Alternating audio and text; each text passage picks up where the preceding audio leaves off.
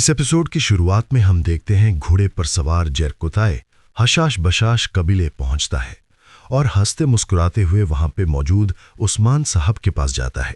फिर उनसे कहता है बोरसा से खबर आई है और हान साहब आज बोरसा के मगरबी दरवाजे से अंदर दाखिल होंगे।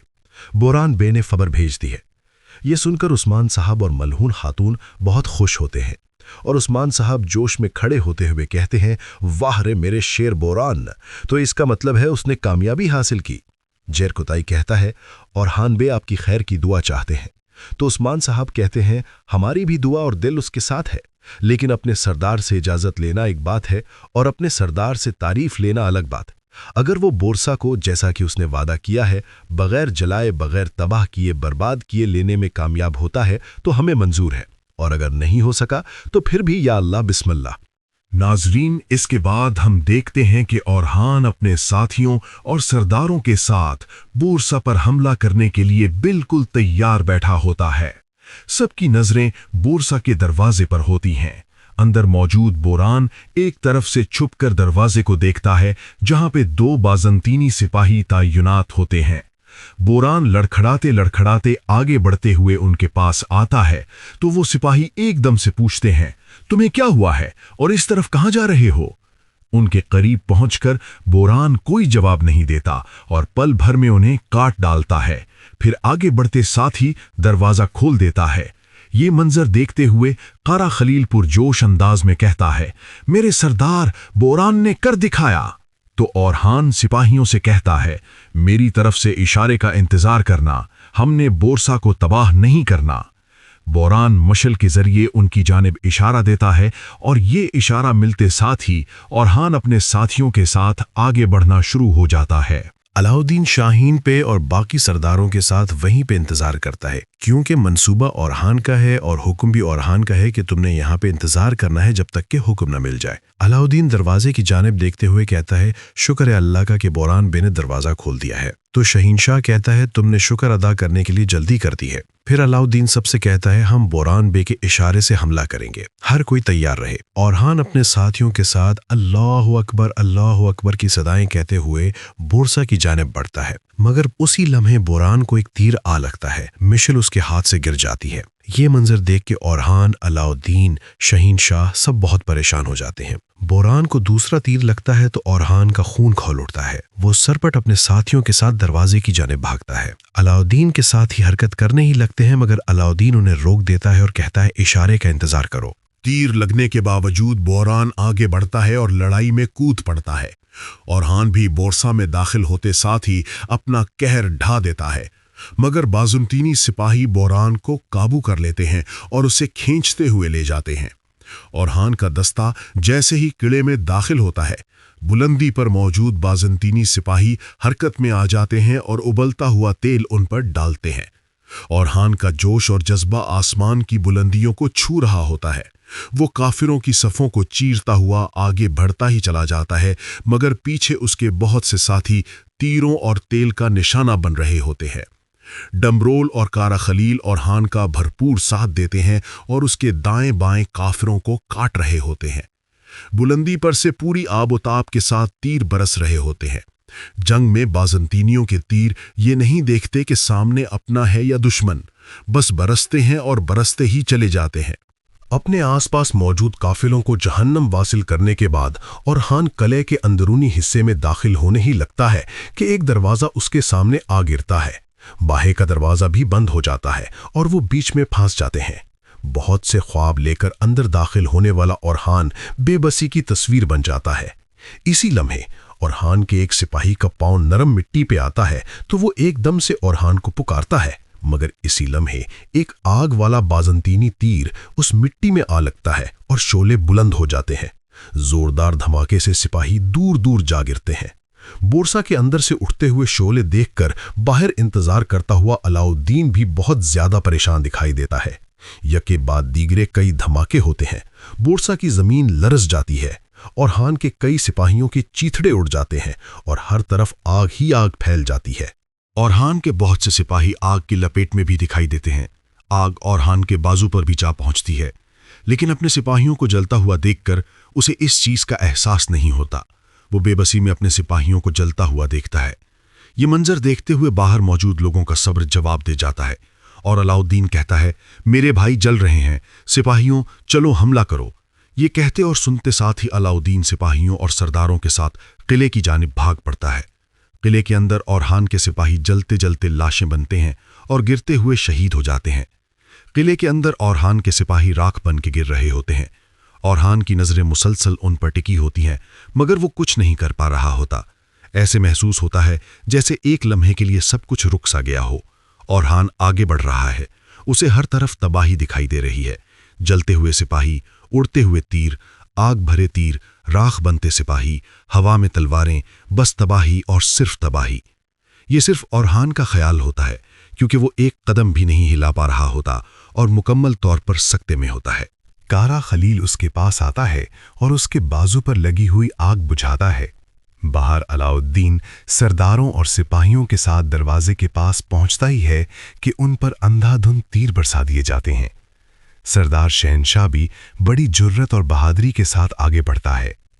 आखिरकार वो सब भागते हुए दरवाजे तक जा पहुंचते हैं, मगर दरवाजा बंद होता है और ऊपर से तीर नहीं रुकते। कई ढालों में लगते हैं और कई शहीद गिर जाते हैं। अलाउद्दीन, शहनशाह और बाकी सब चीख चीख के उन्हें पुकार रहे होते हैं, मगर औरहान अब भी सकते में होता है और कोई आवाज नहीं सुन पा रहा होता। ये देखकर वो सब दरवाजा खोलने की भरपूर कोशिश करते हैं। अलाउद्दीन की जुबान पर मुसलसल औरहान औरहान औरहान होता है। इसी लम्हे पीछे से गवर्नर सारोज फ्लोवियस के साथ सामने आता है और वो औरहान को पुकारता है तो औरहान पलट के उसे देखता है। फ्लोवियस कहता है, औरहान, क्या तुमने वाकई सोचा कि बूरसा में दाखिल होना इतना आसान है? औरहान, बूरसा के तुम्हारे ख्वाब खत्म हो गए। बाहर अलाउद्दीन मुसलसल दरवाजा खोलने की कोशिश कर रहा है। उसके साथी भी बाज़ंतीनियों के बरसते हुए तीर रोकने की कोशिश करते हैं और साथ में उन्हें भी जहन्नुम वासिल कर रहे होते हैं। ये देखकर बाज़ंतीनी उन पे उबलता हुआ तेल फेंकते हैं और साथ ही उस तेल में आग वाले तीर भी छोड़ देते हैं, जिसकी वजह से ढालें जलना शुरू हो जाती हैं।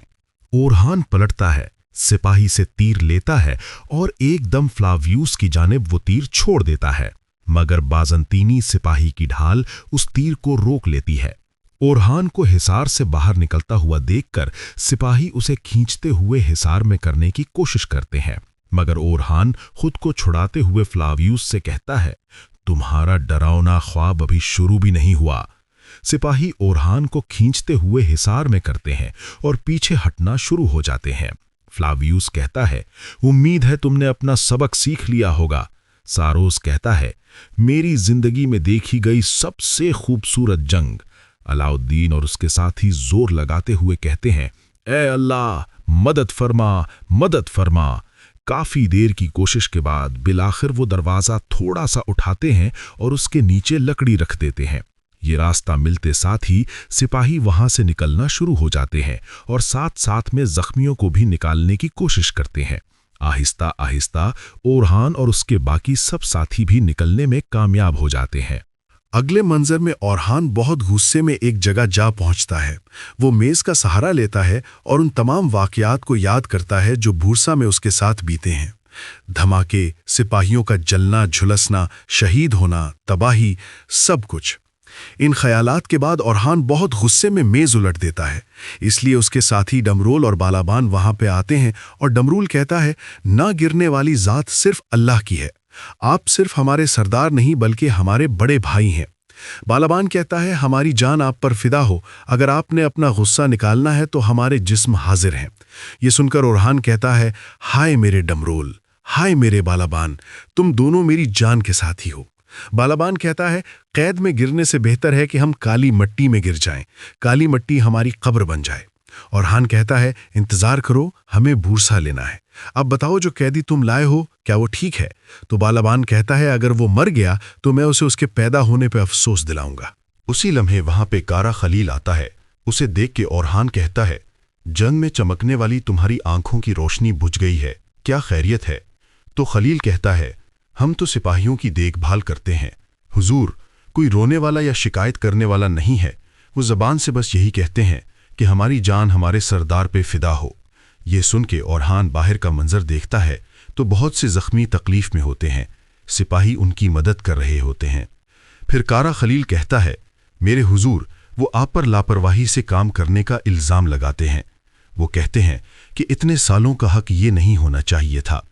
تو اورحان کہتا ہے، خلیل، جس کا جو حق ہے وہ لیتا ہے، اور جو سر اٹھاتا ہے اس کا سر بھی کاٹ دیا جاتا ہے۔ کیا ہم نے اس راہ پر قسم کھا کے سفر شروع نہیں کیا تھا؟ کیا ہماری روایت میں قسم توڑنا جائز ہے؟ پھر اورحان آگے بڑھتا ہے اور خیمے میں موجود شہداء کو دیکھتے ہوئے کہتا ہے، انا للہ و انا الیہ راجعون۔ جب ترک کا غصہ ابلتا ہے تو کیا تلوار میان میں رہتی ہے؟ تو اورحان کے ساتھی تلواریں نکالتے ہیں اور یکجان ہو کر کہتے ہیں، اگر رہتی ہے تو ہم زمین پر گر جائیں، ہم مٹی کی طرح بکھر جائیں۔ اورحان پھر پوچھتا ہے، جب انتقام کی آگ بھڑکتی ہے تو کیا رک جانا چاہیے؟ جواب میں اس کے جانباز کہتے ہیں، اگر ہم رکتے ہیں تو ہمیں اس تلوار سے کاٹ دیا جائے جو آسمان میں جا کر سرخ ہو کر نکلتی ہے۔ پھر اورحان کہتا ہے، اب وہ مجھے بورسا لینے سے روک نہیں پائیں گے۔ بورسا میرے دادا ارطغرل اور میرے بابا عثمان کا خواب ہے۔ اگر ہم اس خواب کو پورا نہیں کر سکتے تو اللہ کی لعنت ہو ہم پہ۔ ہم بورسا فتح کریں گے۔ اللہ ہمارا مددگار حامی و ناصر ہو۔ اب جاؤ اور اس قیدی سے بات کرو، جو کچھ وہ جانتا ہے معلوم کرو۔ اپنے شہداء کا انتقام نہ لینا ہمیں زیب نہیں دیتا۔ چلو شاباش۔ یہ سنتے ساتھ ہی اورحان کے جانباز چلے جاتے ہیں۔ ناظرین، اس کے بعد ہم دیکھتے ہیں کہ کئی قبیلے میں ملعون خاتون دیدار کے ساتھ آگے بڑھ رہی ہے۔ دیدار کہتی ہے، محاصرے نے عوام کی کمر توڑ دی ہے۔ جواباً ملعون خاتون کہتی ہیں، معلوم ہے، منزل بغیر تکلیف کے نہیں ملتی۔ جب یہ ختم ہو جائے گا تو مصیبتیں بھی ختم ہو جائیں گی۔ پھر خواتین کو دیکھ کر چلاتے ہوئے کہتی ہے، فوج کو کھانا جائے گا، تم نے ابھی تک اسے مکمل کیوں نہیں کیا؟ نیلوفر کہاں ہے؟ وہ اپنے کام پہ کیوں نہیں ہے؟ حفصہ آگے بڑھتی ہے تو وہاں پہ آنے والی گونجا کہتی ہیں، ماں، وہ خواتین کے ساتھ جنگل کی غار میں گئی ہے۔ تو دیدار کہتی ہے، وہ نئی ایجاد کے پیچھے ہے۔ وہ کہتی ہے کہ وہ جنگ کی تقدیر بدل دے گی۔ کیا یہ سچ ہے گونجا؟